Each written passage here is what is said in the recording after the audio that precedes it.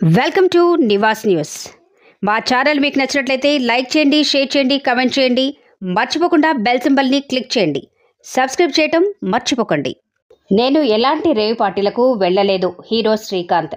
తాను బెంగళూరు రేవ్ పార్టీలో పాల్గొన్నాననే ప్రచారం అవాస్తవమని హీరో శ్రీకాంత్ పేర్కొన్నారు.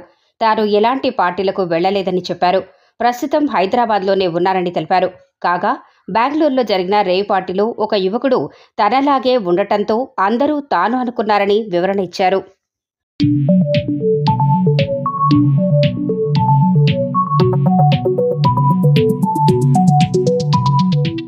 ఇది నా ఇల్లేగా, మా ఇంట్లోనే ఉన్నాను, హైదరాబాద్లో ఉన్నాను. సో నేను విన్నాను పొద్దున్నుంచి, నాకు ఫోన్లు రావడం జరిగింది. నేను కూడా వీడియో క్లిప్ చూశాను. మన మీడియా మిత్రులు చాలామంది నన్ను అడిగి క్లారిఫై చేసుకున్నారు. వాళ్ళ దాంట్లో రాలేదు నాకు తెలిసి. చాలా ఇట్లో శ్రీకాంత్ ఇలా బెంగళూరులో రేవ్ పార్టీకి వెళ్ళాడు, హేమ వెళ్ళింది, ఈ టైప్లో ఏవో వచ్చినాయి. నిజంగా నాకు నవ్వు వచ్చింది. ఇంట్లో వాళ్ళందరూ నవ్వుకున్నాం. ఇదేంటిది, మొన్న ఏమో విడాకులు ఇచ్చి పిచ్చేశారు నా భార్యతో, ఈరోజేమో రేవ్ పార్టీలకి వెళ్ళాడు అని వచ్చేసినాయి. కానీ ఒకటి, వాళ్ళు కొంచెం తొందరపడ్డంలో ఇది లేదనిపించింది. ఎందుకంటే వాడెవడో, అతను ఎవరో కానీ కొంచెం నాలాగా ఉన్నాడు. వాడు కొంచెం ఇలా కప్పుకొని, అది గెడ్డం ఉంది, బట్ ఇప్పుడు గెడ్డం నాకు లేదు అని, బట్ గెడ్డంతో నేను షాక్ అయ్యాను. ఇదేంటిది నాలాగా ఉన్నాడు ఏంటి అని నేనే షాక్ అయ్యాను. సో దయచేసి ఎవరు నమ్మొద్దు. ఎందుకంటే రేవ్ పార్టీలకి వెళ్ళే కల్చర్ నాది కాదు, పబ్ కల్చర్ మనిషిని కాదు నేను. ఒక్కోసారి బర్త్డే పార్టీలకి వెళ్తాము, ఒకవేళ తెలియకుండా ఏదైనా వెళ్ళినా ఒక హాఫ్ అన్ అవర్ నుండి వచ్చేస్తాం తప్పితే అటువంటి ఏమీ లేదు. రేవ్ పార్టీ ఎలా ఉంటుందో కూడా నాకు తెలియదు. సో దయచేసి ఎవ్వరూ ఈ విషయాన్ని నమ్మొద్దు. హ్యాపీగా నేను హైదరాబాద్లో ఉన్నాను, మా ఇంట్లోనే. ఇప్పుడు మా ఇంట్లో నుంచే నేను ఇది చేస్తున్నాను.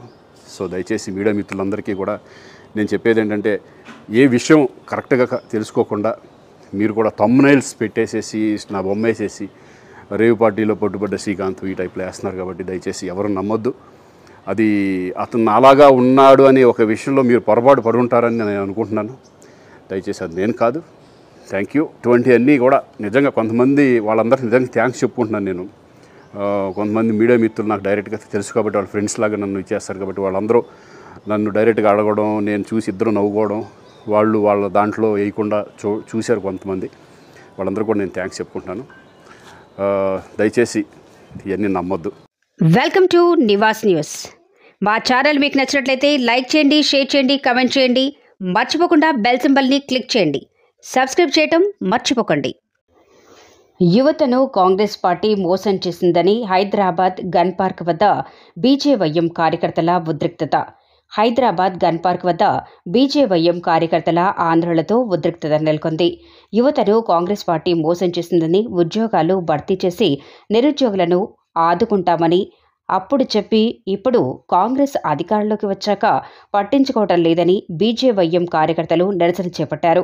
జాబ్ క్యాలెండర్ అని చెప్పి మోసం చేశారని ప్లాకార్డులతో నిరసన వ్యక్తం చేశారు. కార్యకర్తలను పోలీసులు అడ్డుకోవటంతో ఉద్రిక్తత నెలకొంది. పలువురిని అదుపులోకి తీసుకున్నారు.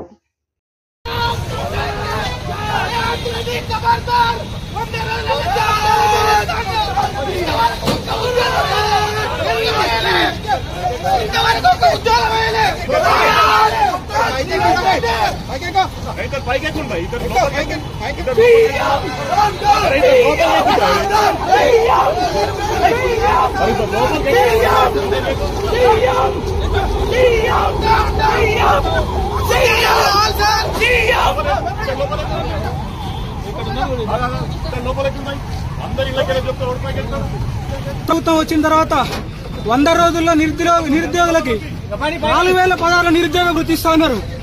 దేశాధినేత వచ్చి, ప్రియాంక గాంధీ వచ్చి ఇక్కడ స్టేట్మెంట్ చెల్లింది, కానీ వాళ్ళు ఇక్కడ ఇవ్వలేదు. కాబట్టి కాంగ్రెస్ గవర్నమెంట్ హెచ్చరిక చేస్తున్నాం. నిరుద్యోగులకు వెంటనే నిరుద్యోగ వృత్తి ఇవ్వాలి, జాబ్ క్యాలెండర్ ఇవ్వాలి.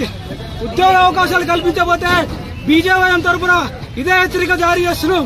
ఈసారి అరెస్టులు ఉండవు, డైరెక్ట్ గా అసెంబ్లీ ముట్టడం జరుగుతుందని కూడా హెచ్చరిస్తాను.